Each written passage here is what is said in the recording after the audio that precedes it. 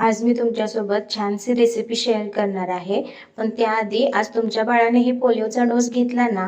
मीही सोसायटीमधील इतर लेडीजसोबत बाबीला घेऊन पोलिओ डोस देण्यासाठी घेऊन गेले होते. पोलिओसारख्या गंभीर आजारापासून मुलाचं संरक्षण करण्यासाठी हा छोटासा डोस खूप महत्त्वाचा आहे. आजची ही छोटीशी काळजी उद्याचं निरोगी भविष्य घडवते. चला आजचं बाकीचं रुटीन शेअर करते.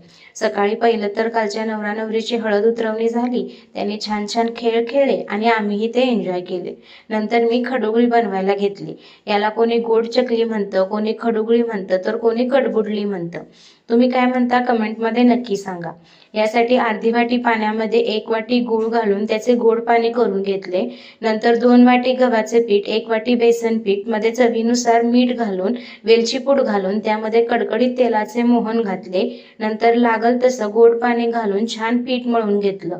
पीठ थोडं घट्टसरच ठेवलं. नंतर त्याच्या गोल अशा चकल्या करून घेतल्या आणि कडकडीत तेल झाल्यावर गॅस बारीक करून त्यामध्ये मंद आचेवर तळल्या. तर असा होता माझा आजचा दिवस. बाय.